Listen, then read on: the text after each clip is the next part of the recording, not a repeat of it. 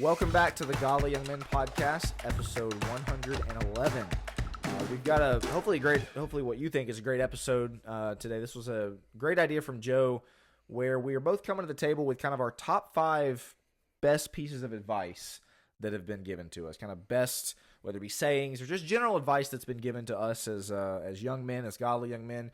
And I was telling Joe as I was kind of putting my list together, it was a little tough because it was like, this is not things I've discovered along the way. Right. This is not even things that, like, advice that I would give to somebody else. No, this is advice that others have given to us. Like, strive for greatness is definitely something I want to pass on to my kids. That's not exactly a piece of advice that was given to me. And so it was a little bit different, different of an episode. But Joe, any introductory thoughts as we kind of get into this? No, I was thinking through. A lot of this comes from my dad, so shout out to my dad. He's got a bazillion and one quotes that I love. This is advice or things that we found very helpful. Things that have been told to us. Some of these, one of mine is a straight up quote, but I find it from somebody previously. I think a founding father actually. But it was given to me in a time where I thought was very helpful. And so some of this is not just from, again, my dad or whatever it is. Some of this is just general advice, but it was opportune time, some things that I think is worth passing on to you guys. And, hopefully it'll help you because I think these things have helped us along the way. So we also, full disclosure, we have not shared this with one another. I do not know what Will's 5 are. He does not know what my 5 are. My 5 are in front, but he's not looking at I've it. got the mic right in front, so I can't see it. There you go. So he can't see mine, and it's a tiny font. I don't even know that you can read that. I can barely read that. So he doesn't see. So these are, we're reacting in real time the same way you will. So get us to number 1. What's your number 1? So I'm going to go 5 to 1. Number 5. Yeah, I'm going to go 5 to 1. My number 5, and I'll also probably share who all kind of gave me this piece of advice. So this piece of advice came from, not my first boss, but for my first big boy job, basically. My boss gave me this piece of advice, and that is, other people's perception is their reality. You hear, and why that has always stuck with me is essentially what he was trying to get across to me was like, you might get upset that people are perceiving your behavior as a certain way, but that is their reality, and so that's something you have to deal with. Like, in the sense of as a manager or as somebody who is leading people, the way they perceive you is if they perceive you as somebody who's lazy and is always trying to shirk his duty and wants to delegate everything, never do anything, like, that is their reality, that is their perception, so therefore that is their reality, and there's probably a reason for that. And so I guess why that stuck with me is because you hear a lot about, hey, you shouldn't care what people think, and there's an element to which that's true. But in the positions that I've been in life, for my career, which is leading people, manager, that kind of thing, I do have to take that into consideration. Like, what other people perceive of me is kind of their reality, and so I have to be very mindful of that with the words that I say, with the way that I talk to people, with the things, the way that I carry myself, the way that they see me interact, the way that they see me work. What they perceive about me is their reality. And so I don't know, that again, that's like 6 years ago now, 5-6 years ago, and that has always stuck with me. I use that in therapy quite a bit, actually. Perception is reality. So I love that piece of advice. I think that's fantastic. My piece of advice, number 5, I was given this by my second supervisor when I was going for my practicum and clinicals and such, and getting my degree and in professional counseling. And she said, "Don't work harder than your clients." Don't work harder than your clients. And the reason this is relevant to you guys is like, cool, if I ever have clients, I won't work harder than that. The reason this is relevant is you don't want to work harder than the person who is supposed to be taking responsibility. What I mean by that is, like, you have the friend that you're just trying super hard to get him to, man, if he could just do this, he'd be so good at what he's doing. He'd keep his job if he could just do that. Or with your wife down the line, like, man, if I just want it so much for them. I want them to do this. I want them to succeed. And so you find that you spend so much of your life really wanting it for somebody, and you're thinking about it. You're spending late nights saying, man, how can I get them to come around? How can I? And it just kind of hit me like, and this, when she said this, like, don't work harder than your clients. You can't manhandle it. You can't manhandle it. This is, if they want it, they want it. So you can lead them to it. You can give them all the tools. At the end of the day, you can't make somebody want something else. And I've used this way more than just in my therapy practice of, like, it's really good when it comes to setting boundaries, because you can try to help somebody else. Set those boundaries and realize at some point You can't manufacture their effort. You can't make them care about anything. Don't work harder than your clients. Don't spend all your time trying to figure out how to help your friends and help everybody else and help your girlfriend and everything else if they don't want it. Yeah. Is kind of the point of that. I like that. I like that a lot. How much to add? I think that's a really good piece of advice. My number 4 was given to me by my current boss, actually, and he's got some great stuff. I was trying to pick one, and this is definitely the one that stuck with me the most, and that is what's focused on gets fixed. What's focused on gets fixed. And that's good. So in the context of, obviously, of my work environment, I'm the basically the operations director for the Chick-fil-A in Spring Hill, Tennessee, where I live. And in a fast food business that does that much volume, there is just always something that we need to be doing, fire to put out, metrics to be watching, numbers to, like, just it's a very wide range of things. And the point he made is, like, if you want to improve in this particular metric, you and your team need to focus on it. When it gets focused on, it will get fixed. Because it's so difficult in the business that we're in to focus on every single thing. Obviously, that's kind of part of our job, and so we do our best. But, like, if we devote special attention and focus to a certain area, it will get fixed, but you have to focus on it. And why that applies to everybody, not just people who are, higher up managers in restaurants, is because it applies to yourself as well. If you really want to improve your diet and exercise, focus on that and really focus on that, and it'll get fixed. If you want to improve your relationship with your wife and you want to communicate better with her, then you need to focus on it, and it'll get fixed. Again, I could keep going with examples like your spiritual life, your Bible study, your academics. Like, what's focused on gets fixed. And if you're just kind of like remaining at surface level on everything in your life and not really zooming in on anything, you're going to have a hard time juggling all those things, as opposed to, man, I really want to fix this in my life. Well, then focus. Does that make sense? Oh, it makes perfect sense. I like that because it's also balancing things. It's like if everything gets 10%, I got 10 things that get 10% of me. Nothing's going to get done. Focus on it. Put your time and an attention and a focus into one. I'd love that advice. That's who'd you say gave that to you? My current boss. Yeah, our current operator. Yeah. That's good stuff. That's really, really good stuff. Yeah, I don't have much more to add to that. The second one is my dad would riff off this one. So the quote is, "The harder I work, the luckier I get." He used to say, the more or the harder I work, the more opportunities you'll get. He used to say that. And I think it is a riff off of this one, because there's a lot of people that go through life like, I just have bad luck. I just got bad luck. Just nothing goes my way. This is really good. Nothing goes my way, and I just don't ever have any opportunities. And my dad was always like, look, man, if you work hard, you're going to have the opportunities. They will come your way. You'll find yourself getting lucky. And so, again, I think he was quoting, I can't remember if that's Benjamin Franklin or one of those back then, of the harder I work, the luckier I get. But it really made it tangible to me. That's why that advice stuck with me, is instead of I'm just this passive person in my life of maybe good things happen and maybe they don't. It's like, you know what? Work your tail off and see what happens. And I have found that to be true, is the harder I work, the more opportunities I get, the more people that I talk to, the more opportunities I get down the road where people, you shake some hands and you go meet some people, and next thing you know, they're sending work your way or whatever it may be. Like, be opportune, work hard, and you'll find that opportunities start flowing to you. I love this one. What it reminds me of, I've heard this one, I think, in I guess sports talk or whatever. But fortune favors the bold. Yeah. Heard that, like, luck is the residue of design, things like that, where essentially, like, it's not really luck. Right. They're, because, this might hurt Joe, this might hurt Joe a little bit. I know where it's going. Banging on the Chiefs. So, the Chiefs are just lucky, and unfortunately for me, growing up, the Patriots are just lucky. Luck is the residue of design. Like, there is some element, sure, like, luck exists, but at the same time, if somebody's getting lucky over and over and over again, it's probably not luck. And where I also think about this, I'm reading a book right now that basically made the point, and something you said sparked this.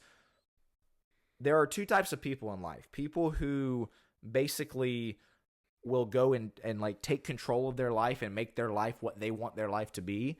And then there are the people who will let life come to them. And essentially, like, like you said, I wonder what opportunities will come my way. I wonder, basically kind of sit on their hands and wait for stuff to happen to them. And then there's the people that are like, I want to shoot for this. I want this promotion. I want this job. I want to start this business. I want to marry this girl. And they take control of their life. And I never really thought about it before. Like, yeah, that's pretty much the two categories people are in. Yeah. And so I don't know if I feel like that's somewhat tied to what you're saying. That's exactly essentially the harder that you work and the more that you take control, it's less luck and it's just more opportunity. Yeah, I really like that. It makes things tangible. It gives you control over chaos in life that you don't control. You can always control how hard you work. Don't control the luck. Don't control a lot of things. You can always control your work ethic, and I think that's important. Yeah, so my number 3 is I'm having to come up with something like small to put on the thing that I flash up on the screen that tells us what's coming next.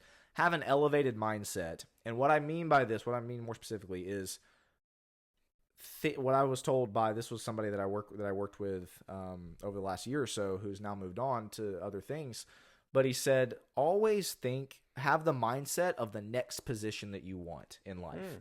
So essentially, I like that. Let's say, so currently I'm the operations director. Next step for me would be the operator of a restaurant.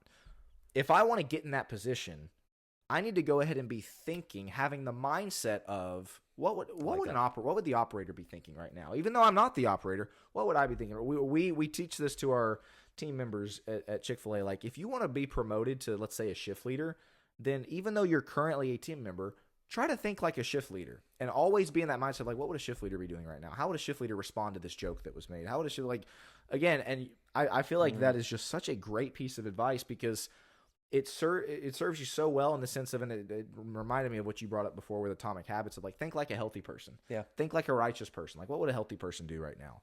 And having that elevated mindset is going to better. So let's say that I do become an operator at that point, at some point. If I get that, then it's not gonna be, oh man, this is brand new to me. What do I do? I've been trying to think like that and have that perspective for years now. One more example I'll give, Joe, and then I'm curious your thoughts on this. That's great. Yeah. I really want to be somebody who I really want to get married. What would a married person do right now? How would a married person be looking at that girl? How would a married person be spending their time? How would a married person be spending their money? Might not be the perfect example, but similarly, if you want to get to a position in life, job, again, marriage, whatever, start thinking in that mode and have that elevated mindset. Does that make sense? I love that. Yeah, I was thinking about that. I'm not one of those that, what's the book, The Secret, where what you put out in the world, it comes back to you. Oh, yeah. There is a level of manifestation, like manifesting something, that is rather legit. I'm not, some Eastern religion guru type of thing. Like, I don't believe in all that garbage. On the other hand, there's a level of manifesting of, like, the people that think that way are going to be the people that move up. And you can look at it and say, well, maybe that's just what you're putting out into the universe type of thing. Or you look at it and say, the right people are going to see that you have the right mindset. They're going to see that you're responding to to things in a more mature manner, in a better way, whatever it is, because you're already thinking about the next thing. I was thinking as you were talking, I had the opportunity when I was young to play up a level. So I would be in like the 14 unders, and I'd be able to play hockey, right? For hockey, and I'd be able to play 16 unders. They'd put me on an older team, and it helped because it kind of prepped you for like what is about to come. What I need to be thinking like the 16 unders, and you come down and you play like that in the 14 unders. And so often, if you're not careful, you find yourself playing like the 14 unders, and then maybe you're playing the 16 unders, and you're not really using the skills that you've learned. You're not really thinking about that next step. So that's kind of what was going through my mind. It was such a helpful thing to be able to see, what does that next step look like? Can I elevate my game there? And then 14 unders became a lot more manageable for me. I ended up playing a lot better because I had seen that next step, and I was already thinking along those lines. Yeah. So yeah, I think that's great advice. My number 3, another dadism. If you don't want to go where that road leads, don't even look down, is what he said. Don't start going down it. Don't even look down it. If you know where it leads, you know that you're going to potentially impregnate your girlfriend, and that's going to start with you guys staying up late without your parents, watching kissing, Netflix and chill. Exactly, under the blanket. You know where it goes. I don't have to tell you where that goes. You know where this goes. Everybody knows where this goes. Don't even start down that path, because we start down, it's like, oh, I'll turn around. I'll flip the UE. It's okay. I'll get there. I'm only going to go a little bit. Yeah. You won't. Trust me. And you said, well, I did last Friday. We ended up stopping. Okay, good for you. It's not going to happen. You know what I mean? Like those things, you know where it goes. And this goes not just with like any mistake in life. You know that if you are being shady at work, I was going to say shaving time off the time clock, things like that, or maybe spending a little too much. You're clocking in 15 minutes earlier than maybe you should, or whatever it is. Those things will catch up to you. You know where that leads. You know that that's going to reflect poorly on you. Your boss is going to bust you, whatever it is. If you know where that road goes, if you know where it leads, don't even go down it. Yeah, I think of Psalm 1. I always think of Psalm 1 whenever this is brought up, of like, blessed is the man who doesn't even walk in the counsel of the ungodly. Right. Doesn't sit in the seat of the scornful. Doesn't stand in the path of sinners. Doesn't even get anywhere close to it. And there is that idea of, again, you kind of know what's coming, and you have the self-awareness and also the, I guess, wisdom and discernment would be the best words to use to say, I'm not even going to go down that path. And obviously the girlfriend example is the perfect example, or pornography of like, okay, so if I have my phone in my room, like you know where this type stuff goes, and getting out ahead of it and deciding for yourself to have that self-discipline. I'm not going to do that. I'm going to stop, not like you said, I'm not going to stop at third base. Right. I'm going to drop the bat and go back to the dugout. Like that to me, I love this piece of advice. That's great. That's really good.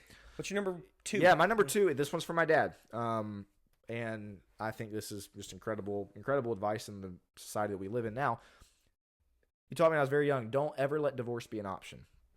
Don't ever let divorce be an option. My dad comes from a family of divorce. When he was 15, parents split up, and I remember where I was when I was 15. Can't imagine what that must have been like, and that is not a rare story for people. I think, to me, and I think this is a product of having kids, one of the saddest things for me to even think about is like somebody like Jackson's age, or really Jackson, because he would remember it, having his parents split up. Like, it's the most tragic thing that I could even think of like, if we had to tell Jackson, like, I'm going away for, you're going to see me in 2 weekends. Like, it's just awful. Oh yeah. Don't ever let divorce be an option. And so when he gave me that advice, it was like, when you go into a relationship, which specifically when you go into marriage, like, you can't ever have that on the table. That does not need to be at the back of somebody's mind of saying, well, I guess there's always divorce. Like, absolutely not. There always needs to be we're going to work this out, kind of, because we have to work this out. And it's interesting, Joe. I saw a post on Facebook recently that is one of those, like, I don't even know the word, like, cheesy posts where it was a woman posting, and it was meant to get a lot of shares, like you can clearly tell. And it said, the caption was, "We let divorce be an option." And the point that they were trying to make is, like, that way my husband knows that I still choose him and I have the choice to walk away. And, like, I kind of get what it was saying, but I just think overall, like, man, in your marriage, don't ever use the word. Don't let it be in your vocabulary. You need to have the perspective and framework and mindset of, we are in this till one of us dies. Divorce is not an option. So I don't know. What are your thoughts on that? I hate that post. I should have sent it to you guys, because it was that idea. I was like, what? That I choose him. You chose him at the altar. You chose him once. That doesn't change. Well, I chose to have my kid. I just remind my kid of how much that I keep him alive, and I feed him. We leave adoption as an option. Yeah, like, exactly. But just to let him know how much I care. No. Right. How stupid is that? I'm sorry. Don't let the word enter your vocabulary. Right? That's such good advice. My dad came from a broken home as well. His dad left when he was 2 years old. It affects him. It does. These things reverberate. I now work in this for a living. I have more horror stories from divorce than you could possibly imagine. The kids from divorce that, maybe they're seeing me in their 30s and it just devastated them. I've worked with the kids in the middle of a divorce as they're going through it. I've worked with the parents on both sides of the divorce. It is brutal. Every step families, of it. Yeah. It wrecks everything. So just delete it from your vocabulary in your marriage. I think that's great advice. My number 2 advice, I've mentioned this on the podcast before. Stupid people will get you killed. This is a classic. This classic from my dad. Is one of his most well-known quotes. We talk about the friends, but legitimately, stupid people will get you killed. This has saved me from a lot. I'm going to put this on there's a other side of this, which is, so far as it depends on you, don't put your fate in the hands of stupid people. That was another thing that he used to tell us. And yeah, it sounds mean to say stupid people. It just is, right? Yeah, it's just how it is. It's just how it is. Stupid people will get you killed, but as far as it depends on you, don't put your fate in the hands of stupid people. Meaning, if you can tell, my dad's kind of a control freak in ways. I love my dad to death. I don't really see him as a control freak, but a lot of it is like, hey man, pay attention. You can't just let somebody else dictate your life. Well, you work hard, you take control. You make sure that you're not putting your fate in the hands of dumb people. Like, you take control and don't be an idiot is kind of the point. And I love that. And that helped me a lot, because it's so easy to just like, oh man, I just chose the wrong friends. No, stupid people will get you killed. And my dad knows he had bad friends growing up. He had people that did a lot of dumb stuff with him, didn't serve him super well. So this is coming from, a personal place for him, but not putting your fate in the hands of stupid people. Yeah, you want to be in control. Obviously, God's in control of your destiny, but you kind of want to be in control of your own destiny instead of being at the whim of everybody else. There's an element of this that's like, okay, if I'm going to if my life's going to get ruined, if I'm going to get myself killed, if I'm going to have something really bad happen, I want it to be my fault, not somebody else's fault. Like, exactly. That's, that might sound kind of selfish, but it's like, I don't want to, exactly what you're saying, look back and be like, man, if only this person hadn't done. No, I guess I have that mindset as well of like, if there's something that's going to go wrong in my life, I want it to be my fault, not somebody else's fault. And so, yeah, I'm obviously a big believer in this one as well. Like, just as we've said before, do not hang out with knuckleheads. Don't, know which friends of yours are going the right direction and which ones aren't, which ones have a lot going on upstairs and which ones don't have a lot going on upstairs, if you know what I mean. And don't hang out with dumb people. Yeah, I don't have a lot to add, but that was kind of where my mind went. My number one, we ready for this? Yep. My number one, also my dad. My mom a little bit as well, but it's mainly my dad. Life is not about you. And in parentheses, when I was writing it down, I put, sorry for the podcast, suck it up, Buttercup. Like, I have such an and I think this is because this is what, and I'm very grateful that my parents ingrained this in me, that life is not about me, because if there is anything that you see in the society, first of all, it is that young people do think life revolves around them, what they want to do, even from the time of, toddlers and 5 and 6 year olds and 10, 11, 12, like, you just can tell when kids have been raised thinking that life is all about them, what they want to do. But man, it is just so frustrating to me to see parents that coddle kids to the point where not even just always let them do what they want to do, but like, don't ever let them fail. Or, I'd love to put my kid in this event, sport, whatever, musical, but man, he might not be very good at it. And it's like, you do not want your kid, you do not want your child getting to a point where everything has been perfectly curated for them to where they never have any failure. And like, life is not all about you. Right. It is not all about, I've brought this example up before of like, my wife was like, did it ever bother you that your dad missed a lot of your basketball games? I was like, no. Yes, it would have been nice for him to be there and like it would have been great, but like I knew he was preaching on the weekends, he was gone on Saturdays. My world was not crumbling because my dad was not at my basketball games. Like, that's something, and maybe because they pounded this into my head, but like, life is not about me. And if I was just going to make the biggest deal about the fact that my dad wasn't at my basketball game, like, there are bigger, more important things than you. I think about, just sorry to ramble here, but like kids trying out for sports teams, and you don't make the team. Like, that's how life works. Right. There's going to be kids that are better than you at that sport. There's going to be kids that are better than you at that instrument. There's going to be kids that are smarter than you. And I just really want to pass this on to my kids as well. Like, we want you to be successful. We're going to set you up as best we can. We're going to give you a great education. We're going to give you great opportunities. I'm going to be practicing ball with you out in the backyard to make sure that you're a very talented athlete.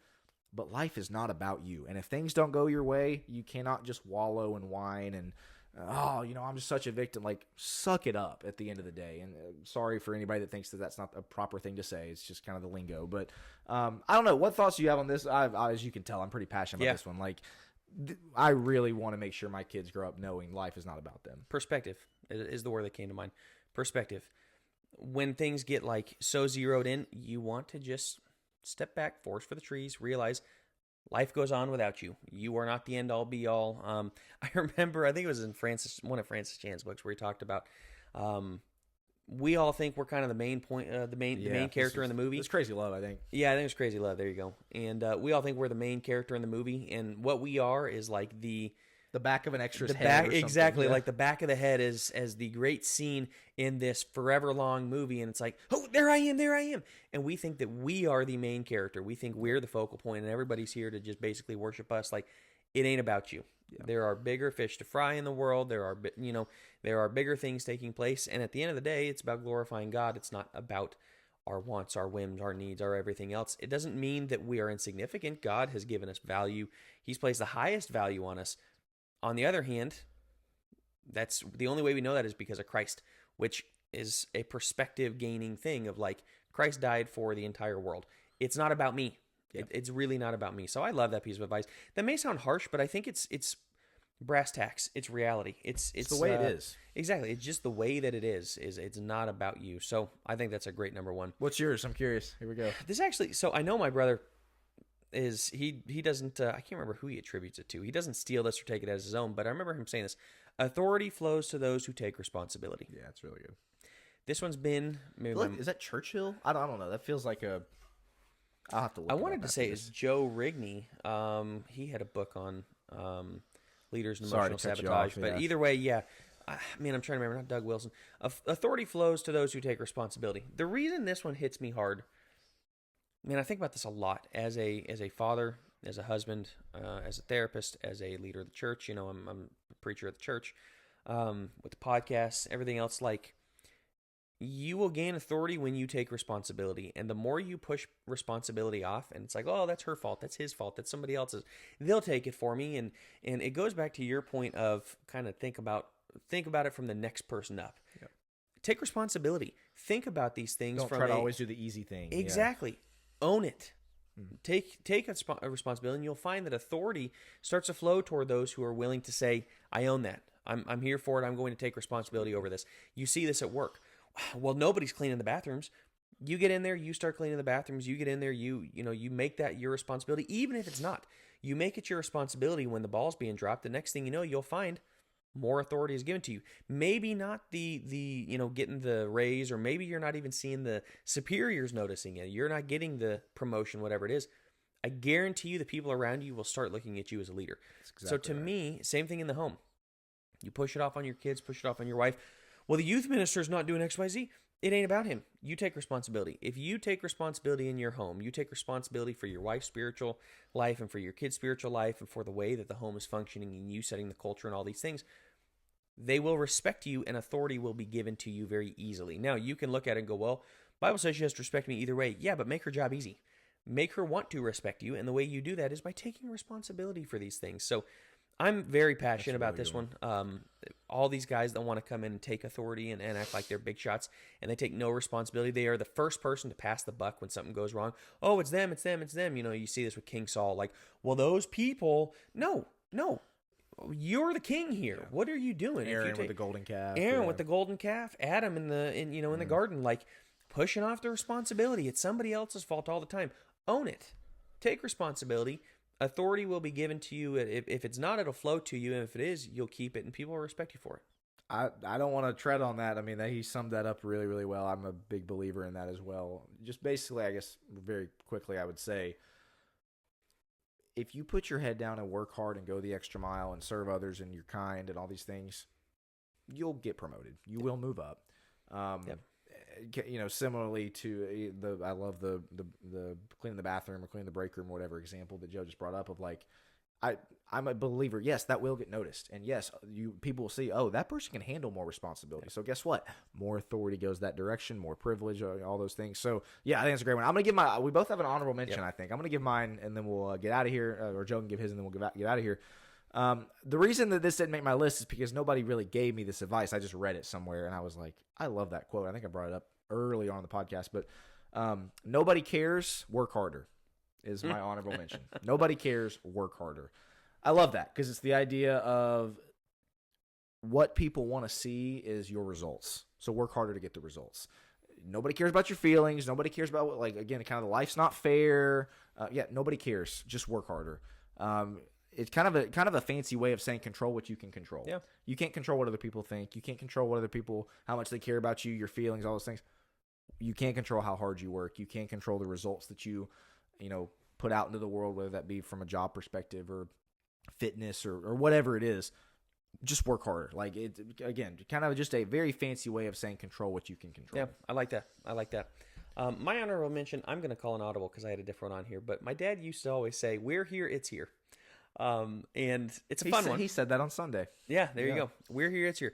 The whole point that he would kind of have is be present in the moment. The other thing, and it has its downsides because now I'm Mr. Opportunity when it comes to, this is the last time I'm going to be able to get the Shamrock Shake or whatever. We're here, it's here. But there was an element of, like, we'd be on vacation and, I can't possibly order that. That's too expensive, whatever. Look, man, we're here, it's here, is what he'd say, which is, we're in this place. We're only in this place once. It's here. Let's go ahead and get it. Let's enjoy the time. Let's enjoy the opportunity. And it was just a way to stay present. Like, hey, we're here. It's here. Make it happen. Do what you're going to do in this moment. Have some fun with it. Again, we can get too carried away with it. But I always appreciated the levity that brought to these situations of like, oh, man, I just don't think I could do that. Or maybe I shouldn't buy that one souvenir or whatever. And it was just kind of like, hey, we're here. It's here. So it's a weird one, but I wanted to add that as an honorable mention because I don't think it would make like the favorite advice, but I used it so much, and I still kind of do to a certain degree, of just appreciating where you are in life. And we're here, it's here. That's where things are taking place. We're right here in this moment. Stay present in this moment. Enjoy the moment. If you're going to buy the lobster roll in Maine, go buy the lobster roll in Maine. I don't think we can afford it. Like, you're here once. do it. If you can go to, I don't know, whatever it may be, something along those lines where it's like, this is the place to get it. You go to New York City and you're having New York cheesecake. This is the place to get it. Eat it. We're here, it's here. Don't just go for the dollar menu because whatever it is, like save up if you can, obviously save up, enjoy the moment, enjoy those things like that. So I think of visiting Los Angeles with you and Jack at this point, year and a half ago. Yeah. It was like 2023, a long time September 2023. And we visited the Staples Center or Crypto.com arena, where the Lakers play basketball, and the souvenirs in the shop and whatnot pretty expensive, and it was the first trip where I was going to be able to bring something back for Jackson that I'd gone on by myself, and I thought of that, like, I don't care how much it is. I'm just going to go ahead and buy him they didn't even have a LeBron shirt. It had to be an Anthony Davis one, who not on the Lakers anymore. But anyway, it got me thinking, like, I'm the biggest believer in being financially responsible and not making dumb purchases. But do you really think when I'm at 90 years old, I'm going to look back and be like, I really should not have bought that Anthony Davis shirt for my son at the Staples meant the Center world to 60 him. years ago. Like, of course not. And similar with the food, like 40 years later, you're going to be like, man, if only I hadn't bought that $80 filet, like, probably not. And so, again, don't be dumb with your money. Be smart with it, but still think about 60 years from now, what are you going to look back on and regret? And it's probably not going to be the great experience with your family. Again, food, souvenir, travel thing, getting to go to the top of the Space Needle, whatever it is. And so I like the moments matter. That's really the moments good. matter. Really so good. This has been fun. This is our favorite advice. If you have great advice, obviously join the Discord. Make sure that you join the Discord and let us know. Link in the description. Link in the description, or comment underneath the YouTube video, whatever it is. Get a hold of us. We'd love to know your favorite advice, some things that you found. And to be honest with you, I think it would actually make for a ton of fun, or make for a great episode. It'd be a ton of fun if we had like a bunch of these. Yeah, because we could react to them. And then we can react to them, and we can either do shorts, or maybe we even do another episode of top advice from our listeners and from our watchers and such. So I don't know, just thinking off the top of our head here. But make sure to join the Discord. Make sure to check out the merch. I got the shirt on right here. The shoes. Yeah, and the shoes are not in the store. Shoes are not in the store, sorry. But yeah, make sure to check out our merch and anything else. Don't think so. This has been episode 111 of the Godly Men podcast. We'll talk to you again next week.